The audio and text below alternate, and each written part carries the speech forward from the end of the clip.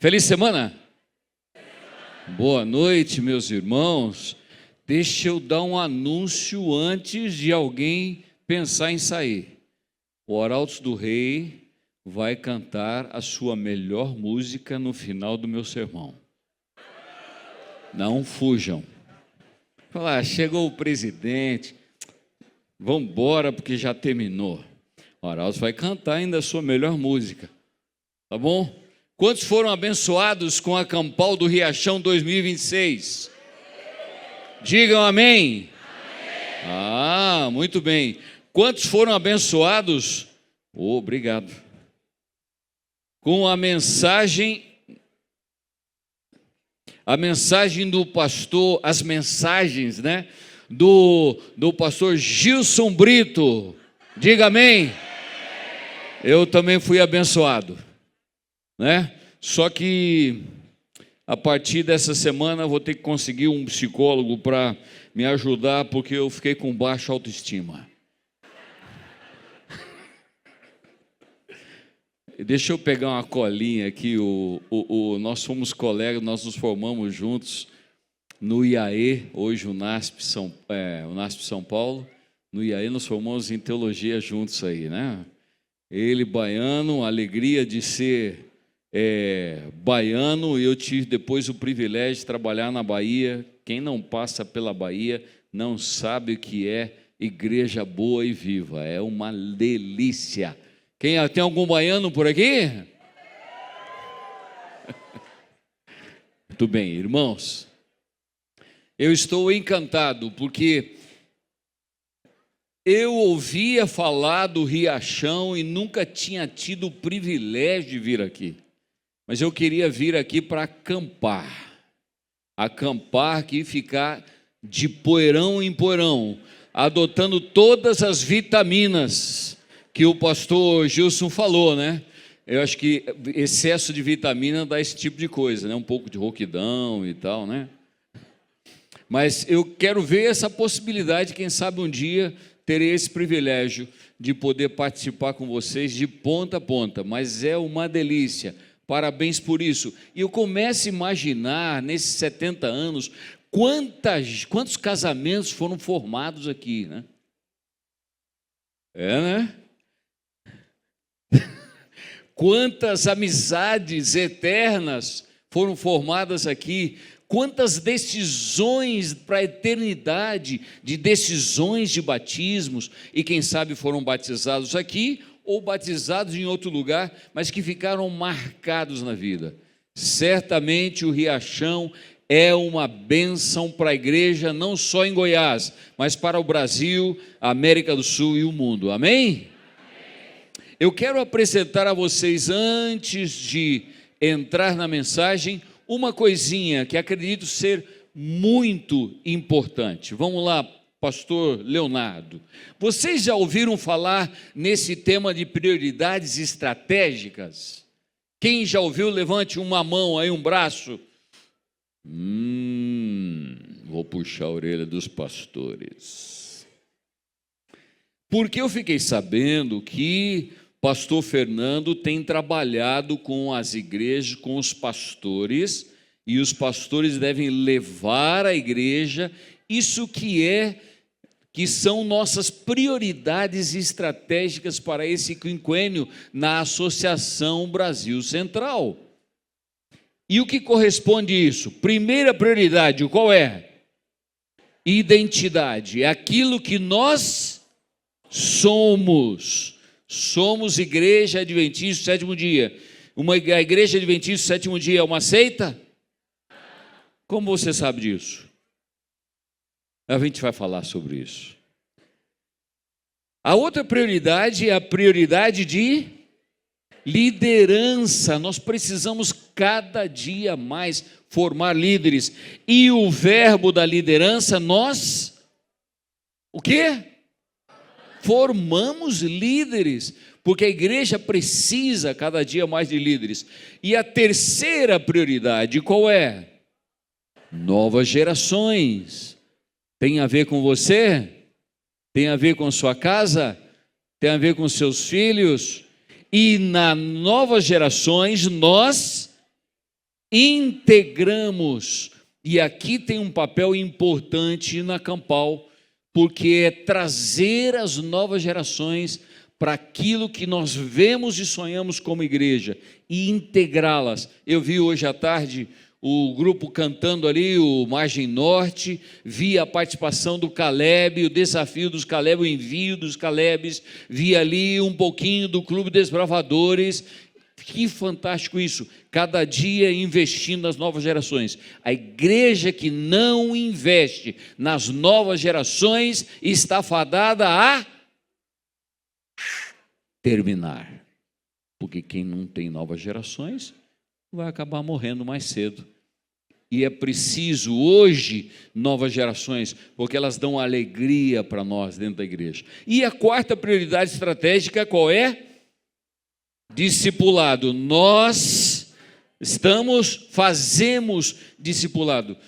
Mateus 28, versos 19 e 20 diz o Senhor: ide e fazei discípulos.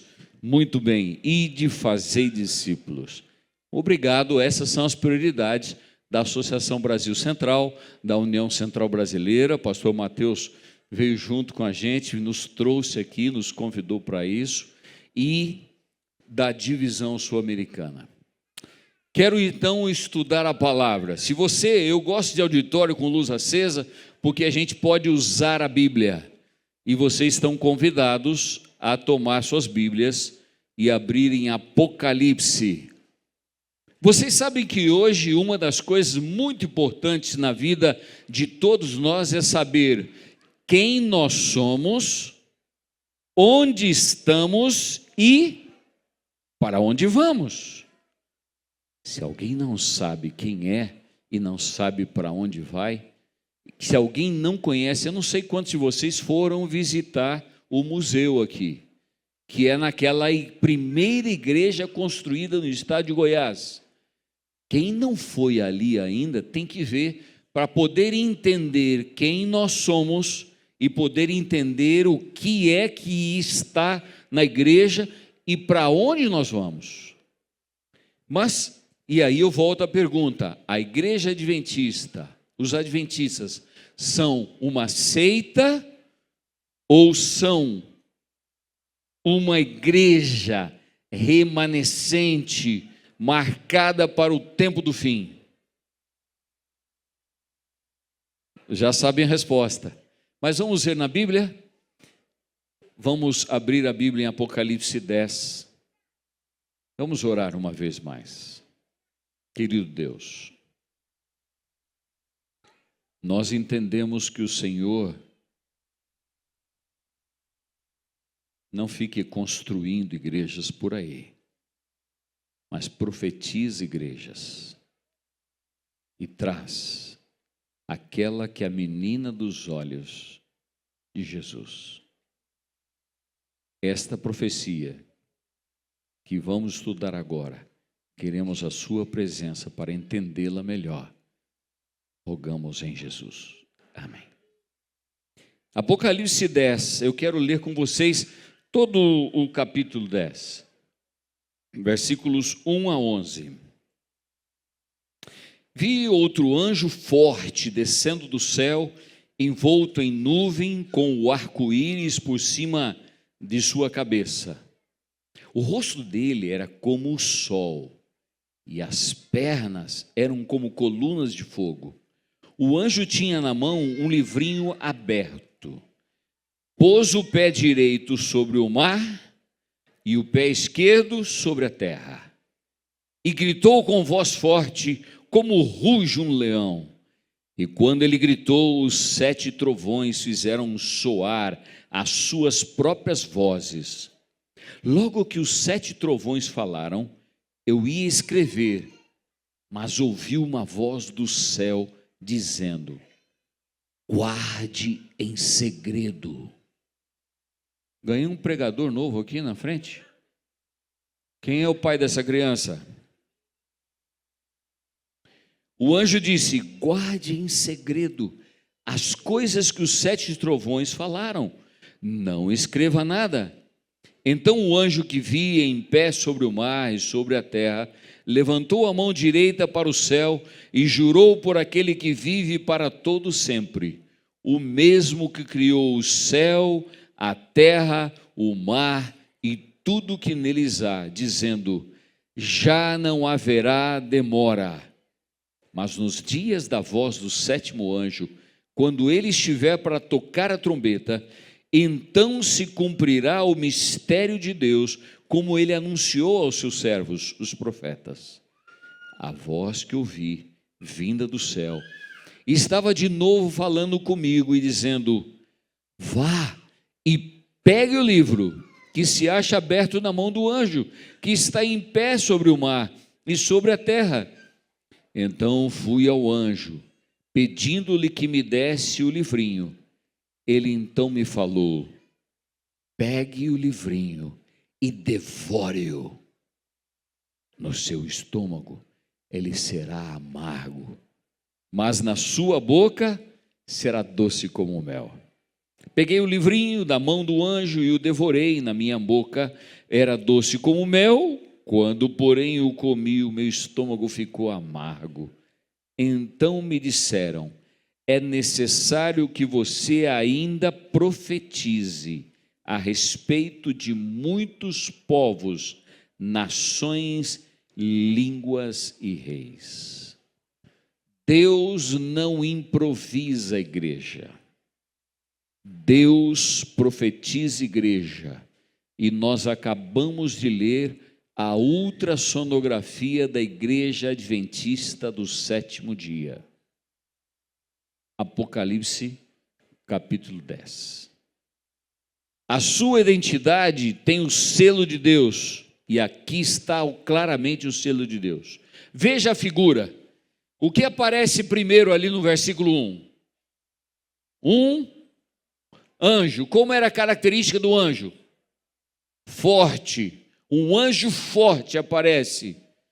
Um anjo forte. Comentário bíblico adventista diz que esse anjo forte era Jesus. Veja que ele tem algumas características interessantes. Ele tem na sua cabeça, ele está envolto em nuvem, com o arco-íris por cima da sua cabeça. O rosto era como o sol, as pernas como colunas de fogo. Veja que característica interessante. Esse era o anjo forte que aparece então a João. O que mais ele faz? O que mais tem? O que ele tem na sua mão? Um livrinho aberto, diz o verso 2. Tinha um livrinho aberto. Que livrinho era esse? Veja que os teólogos dizem o livro era o livro de Daniel. Era aquele livro que lá em Daniel Deus falou assim: guarda, sela o livro e guarda, porque não é para agora. É para quando abrir esse livro? O tempo do fim. Não é para agora, é para mais à frente. Esse é o livrinho que se considera o livrinho aberto na mão deste anjo, como diz o anjo forte. Um pé direito, diz o verso 2, está sobre e o pé esquerdo sobre a terra. Mostra assim uma mensagem mundial e não uma mensagem específica de um pequeno e simples lugar, mas muito abrangente ali. E a gente sabe que a outra figura que nos mostra aqui é que esse livrinho deveria ser aberto, comido, melhor dizendo, comido. Aí a gente já vai voltar daqui um pouco nisso daqui. Mas veja aqui, nos séculos, em 1798, a maioria dos teólogos dizem que foi o início do tempo do fim. Aqui nós vemos Daniel 12:4 claramente. Essas palavras seladas começaram a ser abertas para o tempo do fim. E nós vemos então no final do século XVIII, começo do século XIX, uma atenção desconectada, mas de diversos lugares do mundo, que começaram a buscar a palavra de Daniel e começaram a encontrar uma mensagem parecida em diversos lugares do mundo. E qual era a mensagem? A mensagem da breve volta de Jesus. Vocês podem ver alguns nomes que eu quero citar aqui. Um aspecto muito interessante é que diziam coisas parecidas, com estudos diferentes. Um desses nomes vocês já conhecem muito: Guilherme Miller, ou William Miller, que traduziu o português é Guilherme Miller. William Miller começou estudando Daniel 8,14, e que diz ali: até 2.300 tardes e o santuário será purificado. Bom, eu vou falar um pouquinho mais daqui um pouco. Joseph Wolff, que era nascido na Alemanha, começou a falar no Oriente Médio, na Ásia, na África. Ele era conhecido como missionário para o mundo. Ele pregou a breve volta de Jesus na Índia, na Pérsia, no Egito, na Palestina, no Afeganistão e até próximo do Tibete. Manuel de Lacunza era um padre. Esse padre era do Chile. Ele escreveu um livro chamado La Venida del Messias em Glória e Majestade. Ele apresentava e defendia a leitura, a chegada literal de Jesus Cristo, a segunda vinda literal. Edward Irving era escocês. Ele começou a pregar e divulgou a obra do próprio Lacunza para o inglês e pregou intensamente a mesma mensagem da segunda vinda de Jesus. Johann Albrecht Bengel, também alemão, estudou profundamente o Apocalipse e concluiu que a história caminhava para o retorno iminente de Jesus Cristo. Louis Galsen, suíço, era o defensor da inspiração da Bíblia e pregador de duas grandes profecias, ou das profecias que estão nos dois grandes livros, Daniel e Apocalipse. E Henry Drummond, que era da Inglaterra, organizou conferências proféticas em sua propriedade, onde ele reuniu muitos estudiosos para discutir profecias bíblicas. Olha que interessante, esses são alguns dos mais destacados que falaram da volta de Jesus naquele início do fim, ou início do tempo do fim. O que é que havia de igual nisso daqui? Todos eles acreditavam que nós já estávamos vivendo nessa época o tempo do fim. Todos eles falavam da volta de Jesus, que seria muito em breve. Todos eles falavam da volta de Jesus literal, em corpo, como diz próprio Atos capítulo 1, versículo 11, os anjos disseram. A volta de Cristo era muito próxima. Era necessário pregar isso a todo mundo. Era uma mensagem de arrependimento a todo mundo. Miller, vamos voltar ao Miller. Miller foi a Daniel 8,14. Até 2.300 tardes e manhãs. Tarde e manhã é igual o quê? Um dia.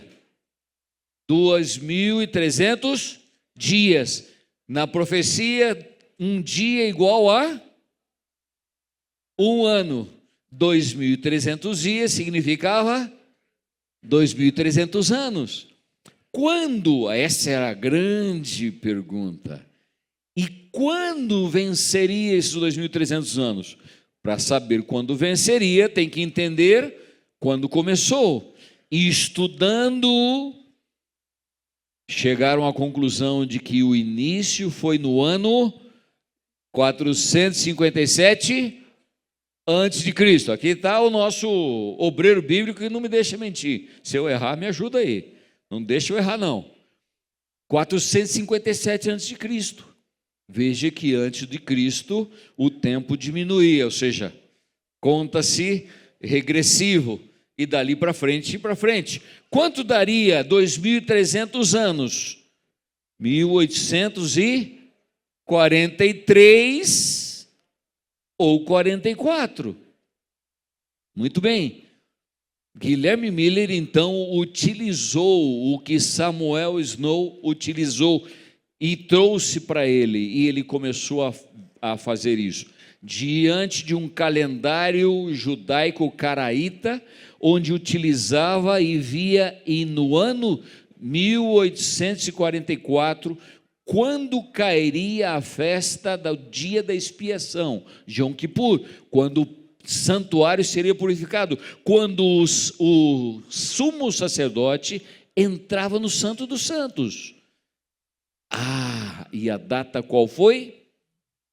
22 de outubro de 1844. Imaginem, senhores, esta mensagem que diz aqui no verso 10. O verso 9 diz que ele deveria pegar o livrinho e fazer o que com ele? Devorar. Na boca seria como mel. É uma delícia botar o mel na boca, né? Quando você pega aquele mel do favo, de vez em quando eu vou para um hotel aí, eles têm um favo inteiro assim, e você pega aquilo com colher assim e põe na boca, é uma delícia.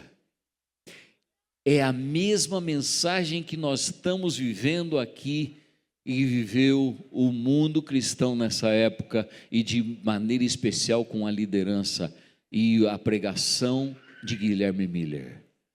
Era doce. Você imagina se alguém chegasse para você hoje e dissesse, e provasse pela profecia que Jesus vai voltar daqui 2 anos, sei lá. Você vivendo naquela época, como você se sentiria? Triste? Não, muito feliz.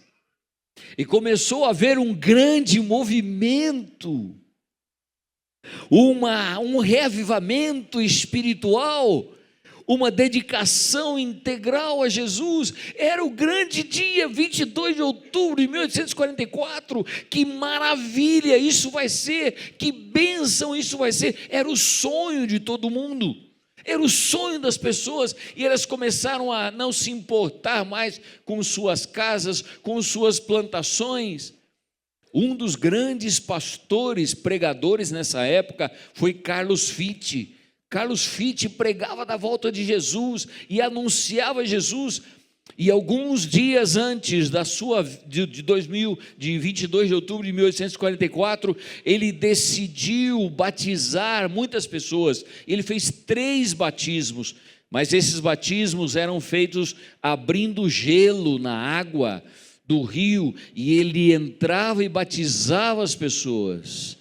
Com isso ele adquiriu uma pneumonia dupla. E 10 dias antes, no dia 14 de outubro de 1844, Carlos Fichte morreu.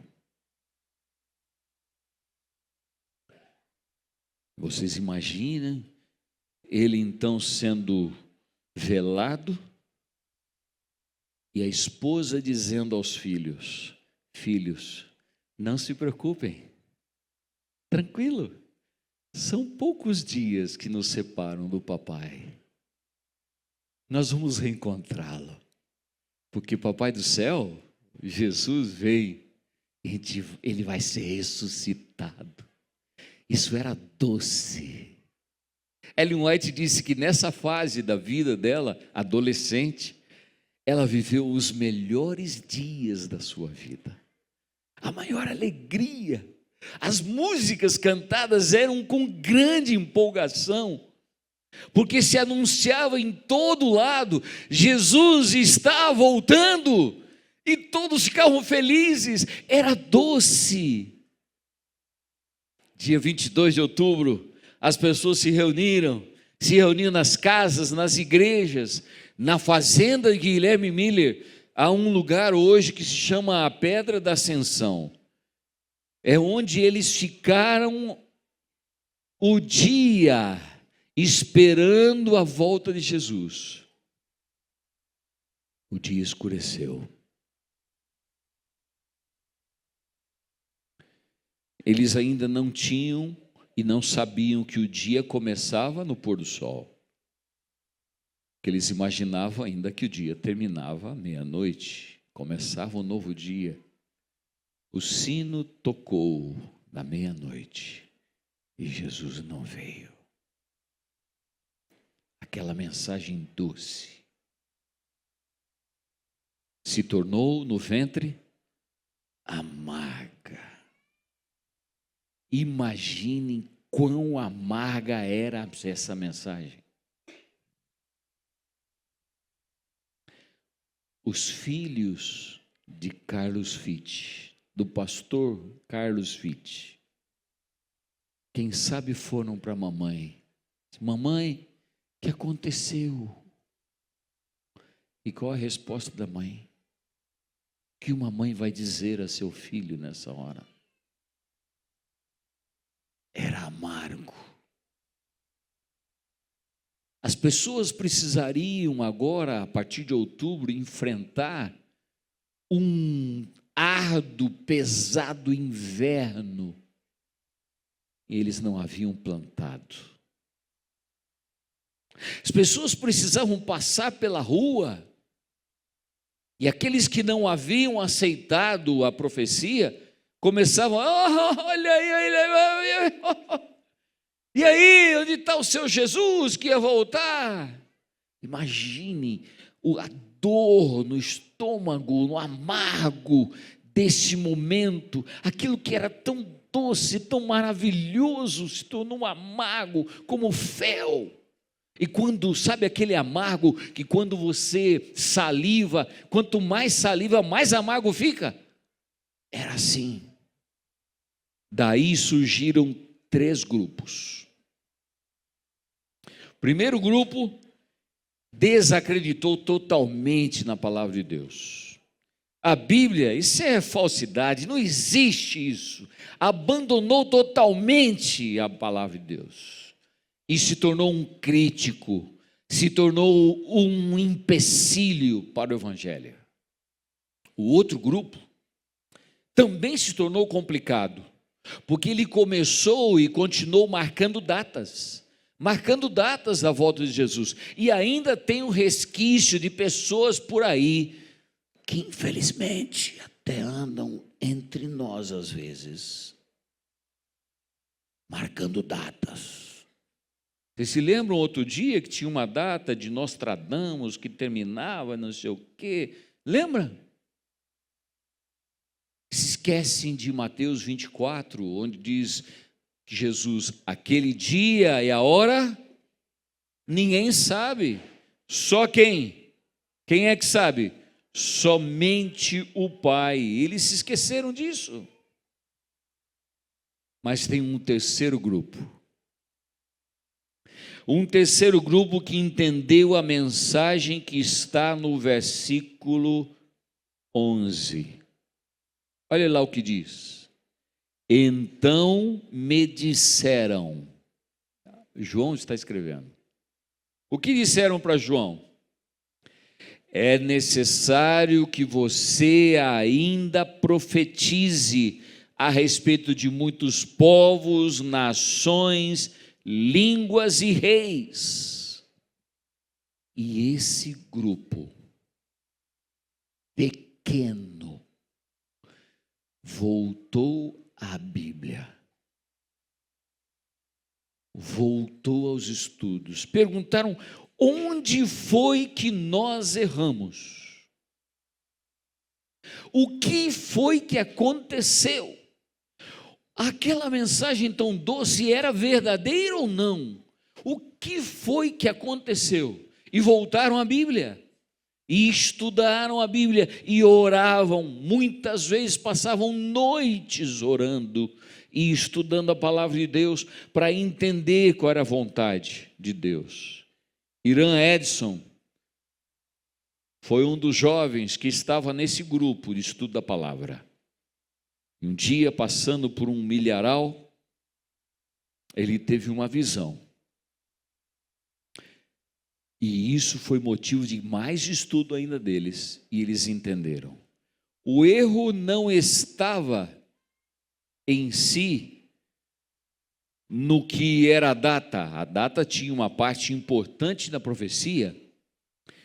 O erro estava de que o santuário que eles estudavam e pensavam era a terra. Mas o santuário que ele realmente diz em Daniel 8,14 não era a terra. Onde era o santuário? No céu.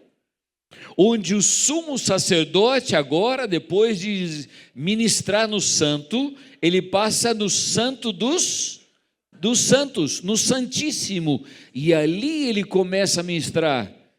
É ali onde vem a indicação de Apocalipse capítulo 14, versos 6 em diante, onde ele diz, que diz 14, verso 6,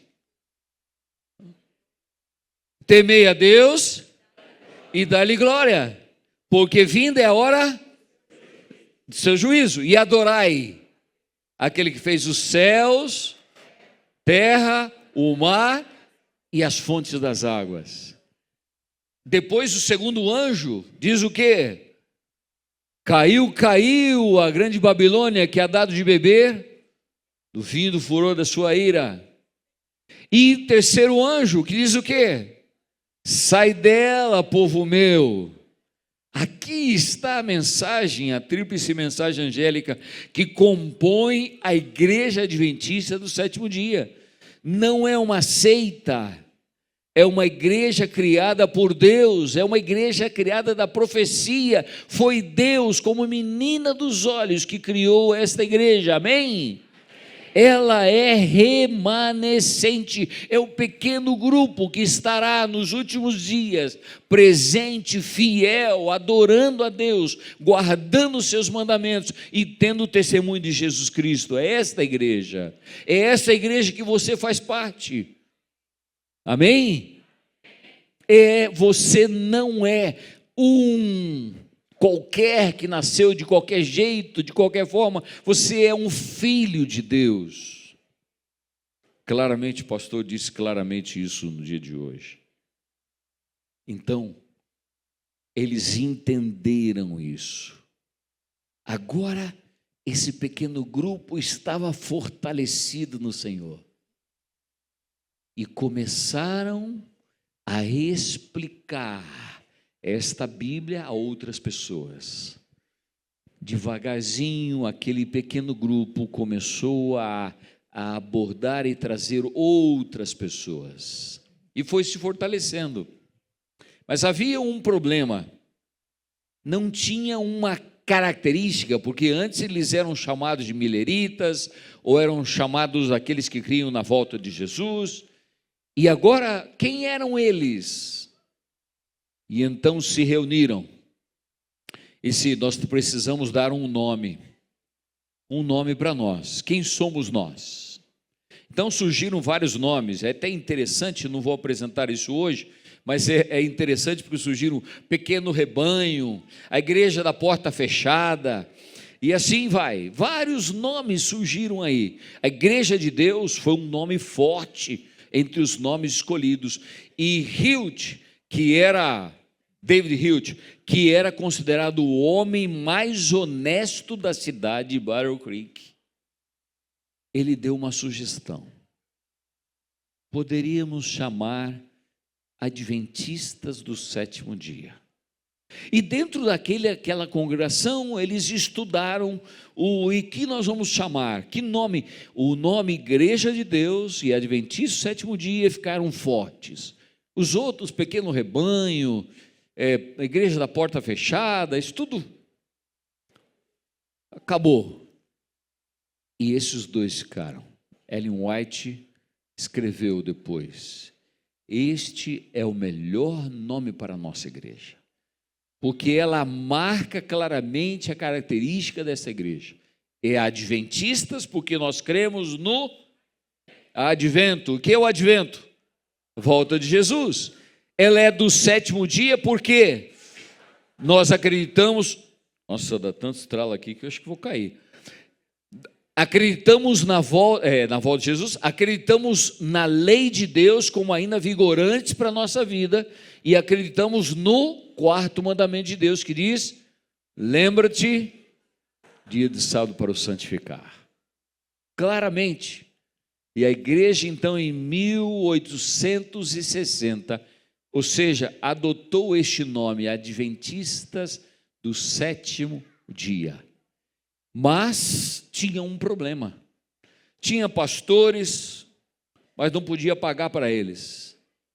Tinha que comprar um acampamento chamado Riachão, mas não tinha como colocar no nome de uma pessoa.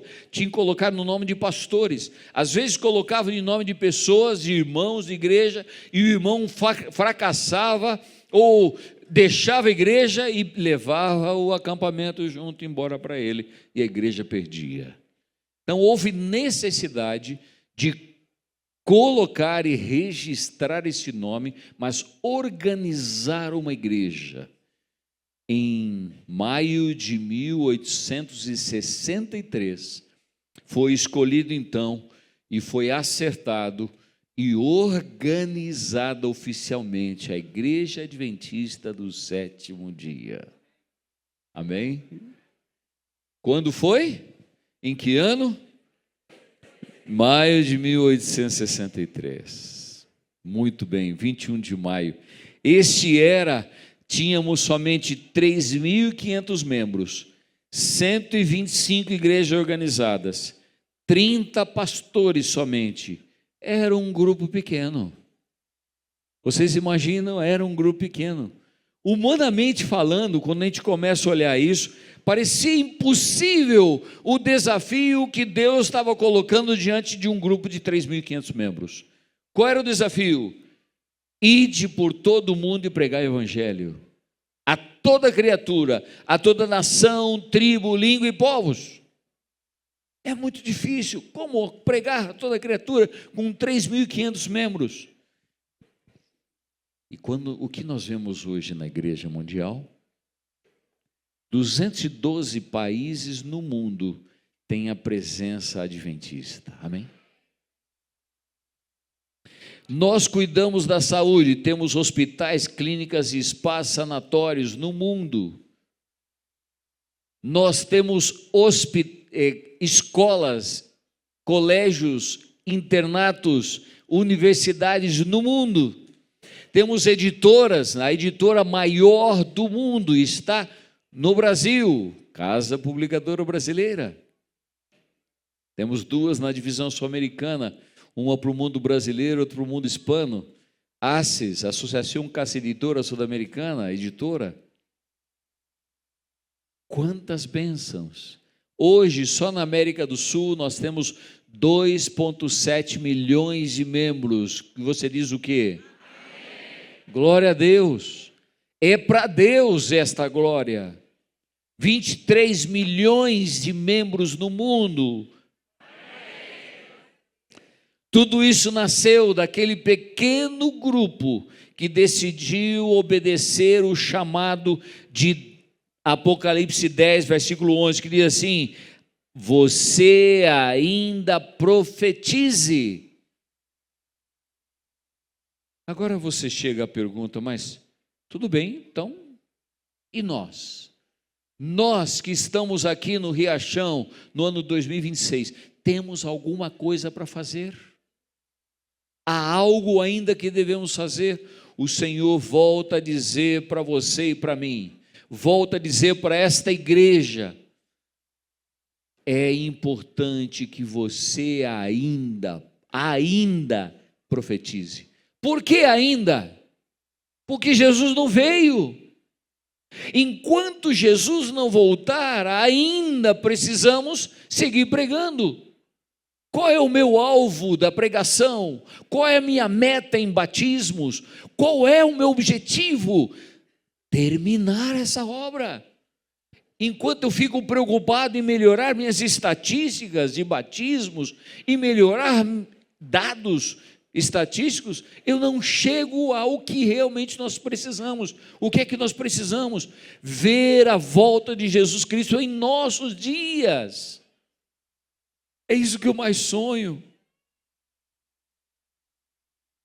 Eu não sei quantos de vocês foram ao Maranata, Brasília, mas o pastor Bulhon foi pregar e ele disse: jovens, quando eu comecei o meu ministério, eu comecei pregando e falando em ver Jesus voltar nos meus dias. Meus dias estão terminando, ele disse, eu ainda não vi Jesus voltar. Nós precisamos sair e anunciar a volta de Jesus. É necessário que você ainda profetize, ainda profetize. Essa ordem continua válida. A missão não terminou em 1844. A missão não terminou em 1860, quando foi dado o nome Adventistas do sétimo dia. A missão não terminou em 21 de maio de 1863, quando foi organizada a igreja, uma das igrejas mais organizadas do mundo. Ela não terminou com nossos pais. Chegou a nossa geração. Talvez você pense assim, mas eu sou um agricultor, como eu posso cumprir essa? Ainda profetize. Quem sabe você possa dizer, mas eu sou só um estudante de ensino médio. Como posso? Eu sou só um universitário? Eu sou simplesmente uma dona de casa, uma mãe. Tenho poucos seguidores. Não sei pregar. Mas Deus nunca procurou pessoas famosas. Ele procura pessoas disponíveis. Nunca houve uma geração tão conectada como a que nós temos hoje. Talvez não tenha existido e não existirá uma geração com tanta oportunidade de anunciar Jesus Cristo. No Instagram, no TikTok, no Facebook, no WhatsApp, na universidade, na escola, na vizinhança, no trabalho, sua influência, tudo pode se tornar um púlpito para pregar Jesus Cristo. Não importa o lugar. Nós não fomos chamados, irmãos, para consumir conteúdo cristão. Não fomos chamados para melhorar e formar simplesmente novos arautos do rei ou novos grupos musicais pelo Brasil afora, pelo mundo afora. Nós fomos chamados, sim, para produzir testemunhos de salvação, chamados de arrependimento, de redenção em Jesus Cristo. Nós não fomos chamados para esperar de braços cruzados a volta de Jesus Cristo. Nós fomos chamados para preparar pessoas para encontrar Jesus. Ou ainda de Deus para quem está rumo ao céu. Talvez alguém esteja vivendo um desapontamento no casamento, um desapontamento, a perca de um namorado, uma namorada, uma dificuldade de doença. Talvez seus planos tenham fracassado, talvez sua fé tenha esfriado. Apocalipse 10 mostra claramente que, embora esteja o estômago amargo, Deus ainda chama homens e mulheres dispostos para seguir profetizando. Esta semana me tocou profundamente uma imagem nas redes sociais. Eu quero mostrar essa imagem para vocês. O sorriso de uma menina. O nome dela, Fabiana Blanco. Uma menina venezuelana que morava ou mora em La Guaira. Ela ficou sob os escombros daqueles 2 terremotos seguidos, 7.2 e 7.5 ou 6 da escala Richter, acontecido alguns dias atrás. Os socorristas foram buscar e seguem buscando ainda pessoas e encontrando pessoas com vida. Mas quando conseguiram abrir para ver essa menina de 12 anos que estava ali, tiraram a foto e dela saiu o quê? Um sorriso. E isso mexeu e comoveu o mundo inteiro. Uma menina que está embaixo dos escombros. Uma menina que disse: a minha mão está livre, meus dedos estão livres. E o bombeiro, o socorrista, ia perguntando para ela: como está? Não, está me doendo o joelho. O joelho está doendo. Calma, a gente já vai tirar você daí. 4 horas, depois que descobriram ela, 4 horas conseguiram tirar. Fabiana Blanco. Você pode estar debaixo de escombros, pode estar sentindo no seu estômago o amargo de uma decepção de alguém, ou uma decepção que pode vir na vida, mas assim mesmo, você pode sorrir, porque Deus tem um propósito para você. Veja a próxima foto, você vê a Fabiana pequena, aí está a Fabiana Blanco. E a menina que estava debaixo dos escombros. O ainda de Deus também é para você e para mim. Ainda há uma missão. Ainda há esperança. Ainda há pessoas esperando ouvir de Jesus. Ainda vale a pena viver para Cristo. Nossa identidade não está apenas em sermos membros da igreja remanescente, Igreja Adventista do Sétimo Dia. Nossa identidade está em fazermos parte do povo que Deus levantou para anunciar aquela verdade doce: Jesus está voltando, Maranata! Nós estamos indo rumo ao céu. Somos herdeiros de um movimento profético, mas a história não termina conosco, ela continua através de nós. Cada geração recebeu o bastão, agora ele está nas nossas mãos. Não importa a idade que você tenha, a pergunta não é se Jesus voltará, ele voltará. A pergunta é: quando ele vier, terá encontrado em nós, jovens, adolescentes, crianças, adultos, idosos, terá encontrado em nós compromisso suficiente com a missão dele? Hoje Deus continua dizendo: é necessário que ainda profetizes. Talvez Deus esteja chamando você para pregar, para estudar teologia e ser um pastor, para estudar e ser um pregador. Talvez Deus esteja chamando você para dar estudos bíblicos, como faz aqui o nosso irmão obreiro bíblico.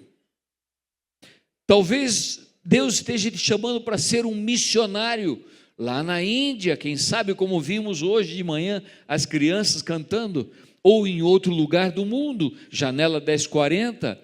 Ultimamente nós estamos precisando de missionários para a Groenlândia, precisamos 2 famílias para a Groenlândia, e o pastor Herto me pediu para conseguir aqui da América do Sul.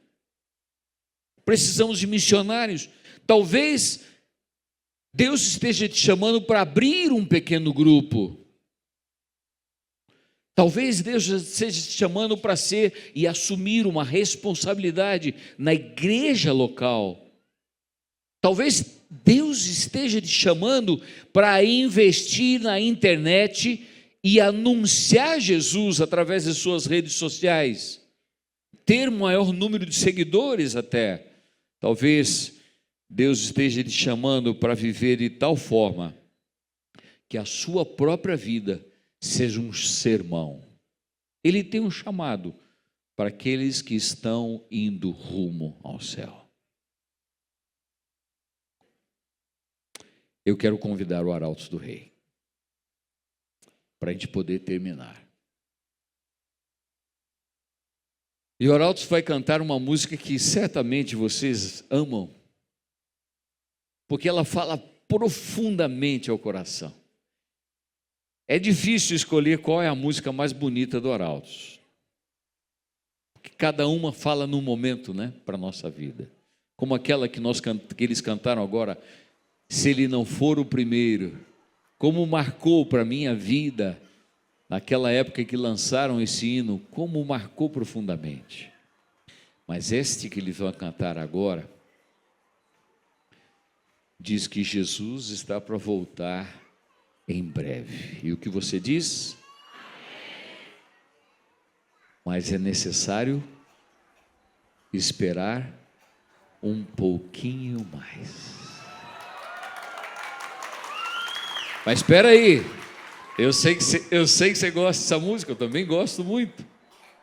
Mas espera aí, eles não vão cantar simplesmente, a gente vai aplaudir e sair feliz e pronto. Não, nós precisamos dar uma bênção para aqueles que querem não esperar de braços cruzados, mas querem anunciar Jesus, querem se comprometer com sua própria vida em falar de Jesus, em falar da volta de Jesus. Eu não sei qual vai ser o seu chamado ou o que você está sentindo. Eu quero fazer, ainda antes de eles cantarem, um chamado aqui à frente, daqueles que gostariam, quem sabe alguns garotos, jovens, meninas, que gostariam de liderar como pastores ou capelães. Quero fazer um chamado para vir aqui, perto da gente. No momento em que ele estiver cantando, esse é o primeiro chamado, mas eu tenho um segundo também, que é para aqueles que querem colocar a sua vida nas mãos de Deus, dizer: eu não vou ficar em casa parado, eu preciso anunciar a volta de Jesus. Enquanto o Arautos do Rei estiver cantando, eu quero ver aqui os jovens dispostos a serem pastores ou capelães, mas eu quero ver você de pé dizendo: eu vou anunciar a breve volta de Jesus, porque sei que é só um pouco mais, um pouquinho mais, e logo irei estar na eternidade.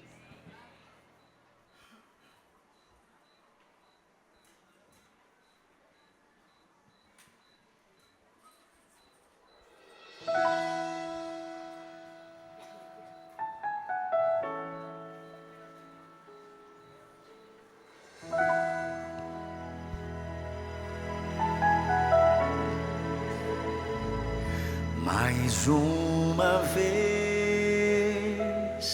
escureceu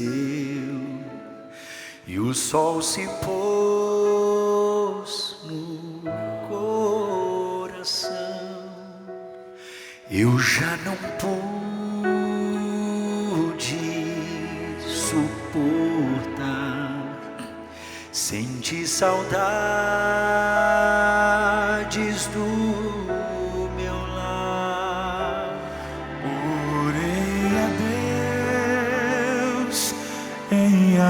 aflição, a Ele abri meu coração. Foi quando alguém tocou em mim e eu vi Jesus dizer assim: é só um pouco mais, um pouquinho mais, logo irei aí te buscar. Amor real, há um rio de paz, há um céu que Deus chamou de lá. Pode cantar junto. Mais uma vez amanheceu e o sol da fé em mim nasceu. E quando penso em desistir, Jesus me chama e diz assim: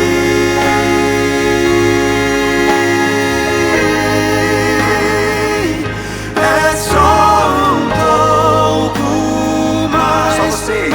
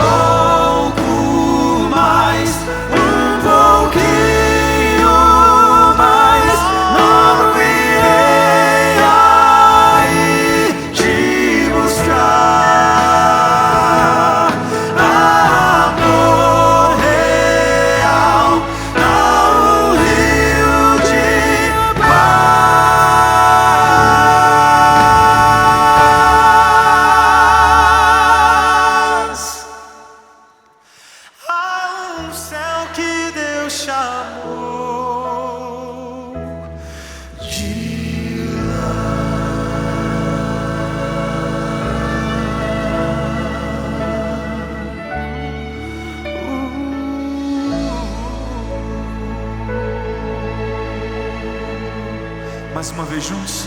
É só um pouco mais, um pouquinho mais. Logo irei aí te buscar. Amor real, há um rio.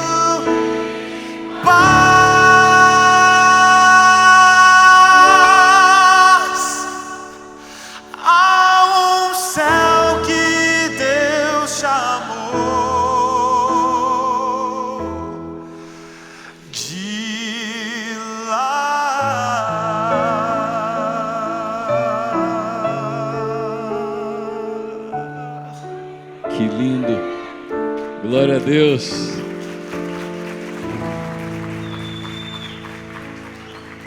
Eu posso dizer uma coisa, eu fico orgulhoso, desculpe a palavra orgulhoso, mas feliz em ver uma igreja em pé, dizendo: nós queremos fazer a diferença para anunciar a volta de Jesus.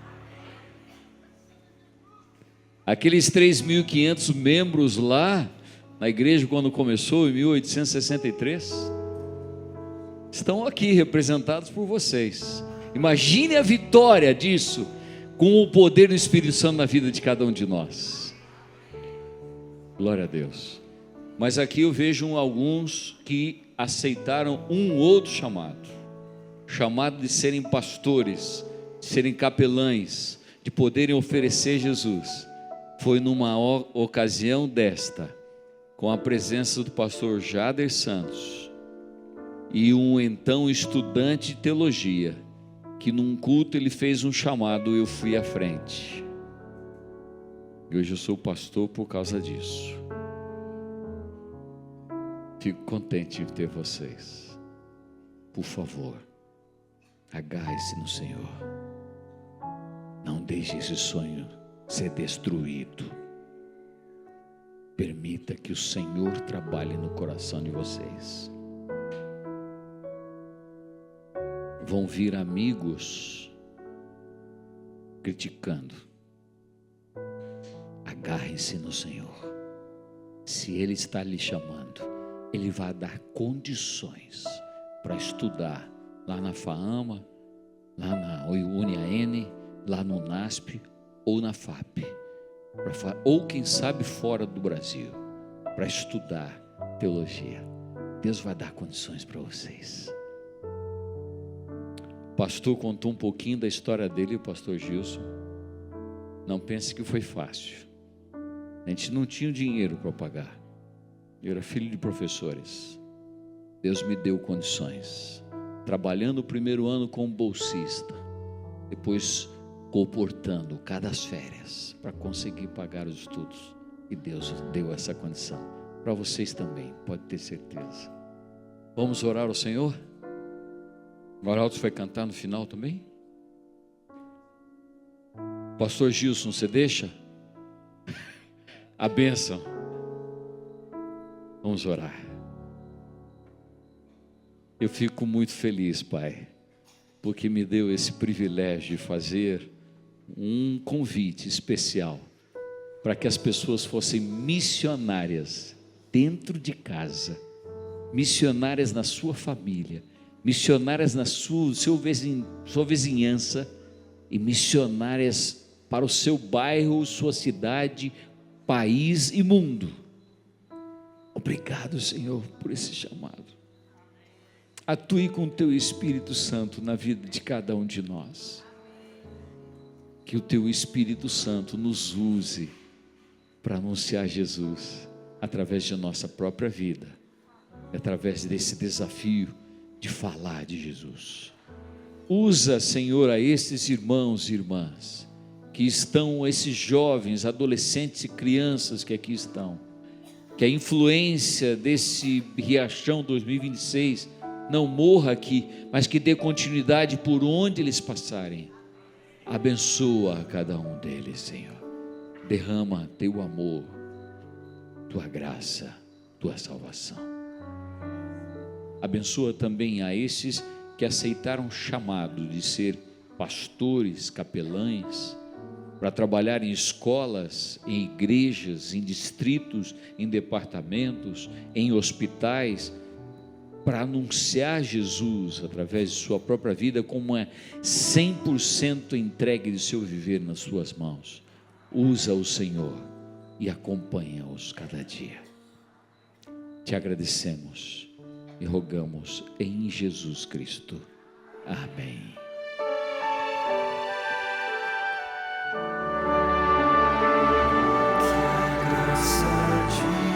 Jesus, a comunhão do Pai, estejam sempre com você, trazendo paz, trazendo amor, trazendo esperança e fervor. Espírito constantemente nos dê a fé para aguardar o Rei que breve virá, breve virá. Logo o Senhor